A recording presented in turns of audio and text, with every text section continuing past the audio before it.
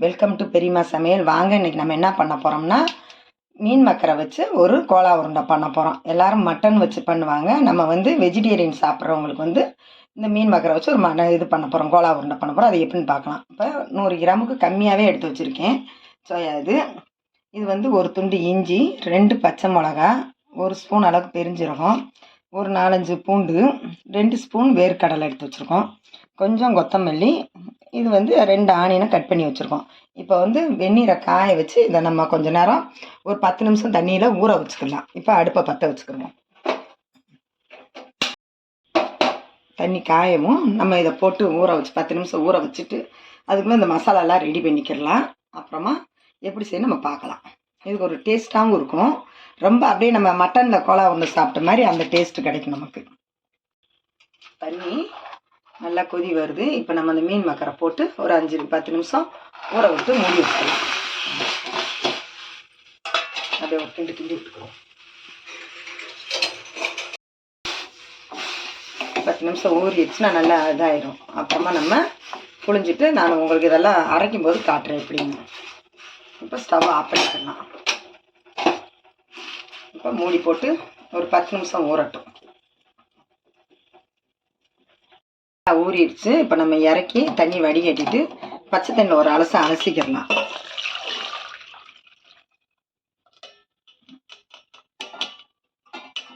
அலசி நம்ம புழிஞ்சு நம்ம எடுத்து வச்சுக்கிடுவோம். தண்ணி ஒரு அலசி நம்ம நல்லா புழிஞ்சு வடிகட்டி வச்சுக்கிடலாம்.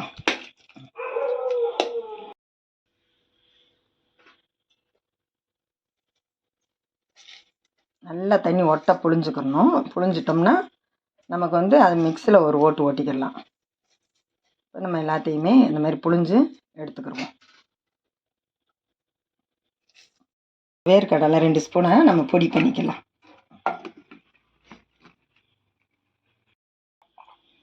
இந்த மாதிரி நம்ம பொடி பண்ணி எடுத்துக்கிடுவோம். பொட்டுக்கடலையும் போடலாம், ஆனால் இருந்தாலும் வேர்க்கடலை போட்டால் அது ஒரு டேஸ்ட்டாக இருக்கும். அதனால தான் நான் இப்போ வேர்க்கடலை போட்டிருக்கேன். உங்களுக்கு வேர்க்கடலை போட வீட்டில் இல்லைன்னா நீங்கள் பொட்டுக்கடலையும் 2 ஸ்பூன் போட்டுக்கலாம். இப்போ இஞ்சி, பச்சை மிளகா, பூண்டு, பெருஞ்சீரகம் இதையும் நம்ம அரைச்சிக்கலாம்.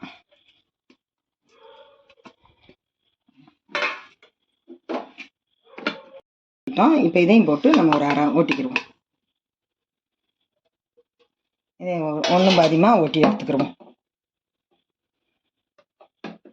நம்ம நல்லா மிக்ஸியில் அரைச்சி எடுத்துக்கிட்டோம். அதுக்கு கரம் மசாலா 1/2 ஸ்பூனு, மிளகாத்தூள் ஒரு 1/2 ஸ்பூனு, உப்பு தேவையான அளவுக்கு, ஒரு சிட்டி அளவுக்கு மஞ்சத்தூள். இப்போ நம்ம அடுப்பை பற்ற வச்சுக்கிடுவோம். பற்ற வச்சிட்டோம். ஸ்பூன் அளவுக்கு எண்ணெய் ஊற்றிக்கலாம்.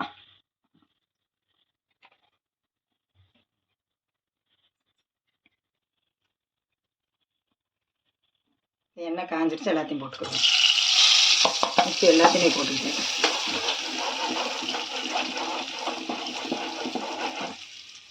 இப்போ அரைச்சி வச்சுருக்க கோலா உருண்டைக்கு இதையும் சேர்த்துக்கிறோம். அது கூட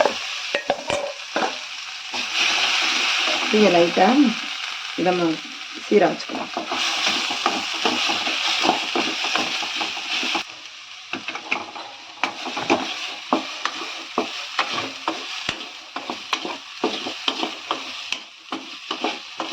நல்லா இந்த மாதிரி ஒன்று போல் கிளறிக்கிட்டோம்னா அந்த மசாலா எல்லாமே சேர்ந்துக்கணும்.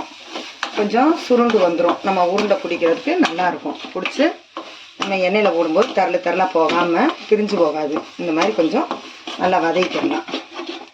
வதக்கிட்டோம்னா டேஸ்ட்டும் நல்லாயிருக்கும் அந்த மசாலா சேரும்போது.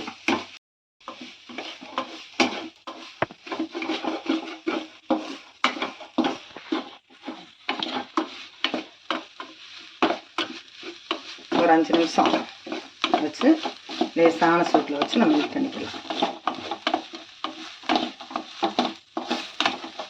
வெஜிடேரியன் கோலா உருண்டை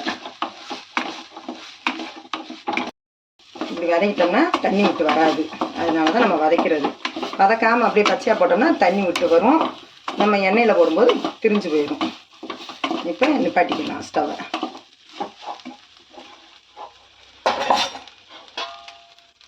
இப்போ அது கூட நம்ம இந்த வெங்காயம், கொத்தமல்லி தழை கட் பண்ணி வச்சுக்கோம் போட்டுக்கிடுவோம். அது கூட அரைச்சி வச்சுருக்க நம்ம வேர்க்கடலை பொடியும் சேர்த்துக்கிடுவோம். இது போட்டிங்கன்னா கொஞ்சம் உருண்டை பிடிக்கிறதுக்கு நல்லாயிருக்கும்.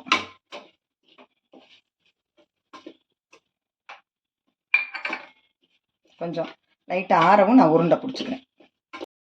நல்லா உருட்டிக்கலாம். அழகாக பார்த்தீங்களா, தண்ணி இல்லாமல் நல்லா இருக்குது. அழகாக உருட்டி எடுத்துக்கிடுவோம். இது மாதிரி எல்லா உருண்டையும் உருட்டிக்கிட்டு நம்ம எண்ணெயில் போட்டு பொரித்து எடுத்துக்கிடுவோம். இப்போ நம்ம உருட்டி எடுத்துக்கிட்டோம். இப்போ எண்ணெய் நல்லா காஞ்சிருச்சு. மிதமான சூட்டில் தான் போட போகிறோம். எண்ணெய் ரொம்ப காயாமல் இருந்தால் கலண்டு ஓடிடும். அதனால் எண்ணெய் காஞ்சிக்கிடுச்சு. இப்போ நம்ம போட்டு பொரித்து எடுத்துக்கலாம். நல்லா எண்ணெய் காஞ்சிருச்சு. இதே மாதிரி நம்ம போட்டு எடுத்துக்கிறோம். அதுதான் ஒன்று போல சவுண்டு வரும்.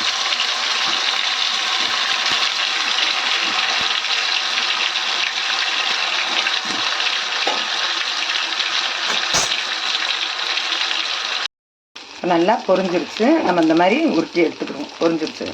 இது லைட்டாக உடையிற மாதிரி இருக்குது. நீங்கள் அரிசி மாவு கொஞ்சம் சேர்த்துக்கலாம். லைட்டாக எல்லாத்தையும் பொரித்து எடுத்துக்கிட்டோம். வெஜ்ஜி கோலா உருண்டை ரெடி. நீங்கள் வீட்டில் இதே மாதிரி ட்ரை பண்ணி பாருங்கள். கொஞ்சம் உடையிற மாதிரி இருந்தால் நீங்கள் கொஞ்சம் அரிசி மாவு சேர்த்துக்கலாம்.